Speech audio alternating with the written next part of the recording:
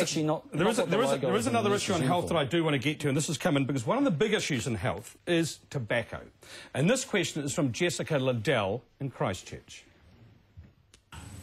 Hi, I am Jess Liddell and I'm from Christchurch, and I'm wondering if you are going to stand up for the ban on tobacco displays and retail outlets that are being advertised to children like me every day, or are you just going to ignore the importance of this issue? Helen Clark, the government takes a big tax take-in from tobacco. Why aren't you tougher on them? Well, the happiest day in my life, Mark, will be when we don't collect a cent off tobacco tax because nobody smokes. Look, it's an awful killer of our people, tobacco.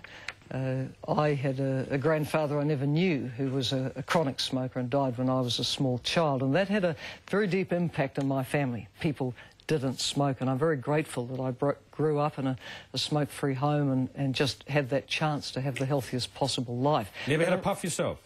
Of course I've had a puff as a teenager. Which teenager hasn't? But thank goodness I never got tobacco I'm talking about. I had a puff of tobacco as a teenager, and thank goodness I never got hooked, because it is a very powerful addiction. And I know there'll be a lot of our people out there who are watching tonight who've been smokers and they've tried and they can't give up.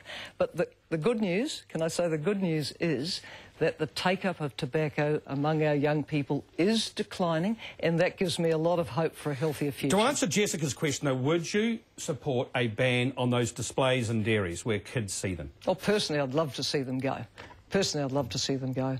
It may well be that we've got a consultation out on it at the moment. Look, over the years, governments have tried to tighten up on the advertising and promotion of tobacco, and I'd love to see more bipartisanship on it so we could really sort of stop having any promotion. Well, here's a chance, a bit of bipartisanship. Yeah. John Key, I mean, would you do what Jessica asked? Ban any displays of tobacco products in dairies? I think it can be very difficult to do that. I mean, no one's arguing, of course, you know, tobacco causes enormous Why would it be difficult? Well, because the practicalities of our dairies and our shops and our corner stores and how you cover them up and customers coming and going all the time, it's just not as simple as that. Supermarkets where it's not necessarily easy. But look, we do have to work harder as a country. We do have to make sure that our youngsters don't become addicted to smoking, and that is about education programs, and I support the really hard-hitting advertising programs, equally as I think they can play a real role in deterring people from drugs. It won't fix everything, but drugs is a huge issue for young people, you know, potentially, hopefully a little older than Jessica, and hopefully never,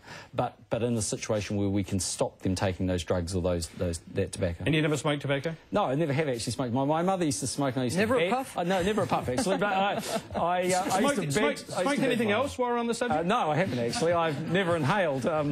Me and sort of Bill Clinton together on that one, maybe, or not. Yeah. You know, this one comes up as a hoary old annual and debates election after election after election. I remember saying to Paul Home once, Paul, you and I were students in the 1960s. Was his hair long? Probably was.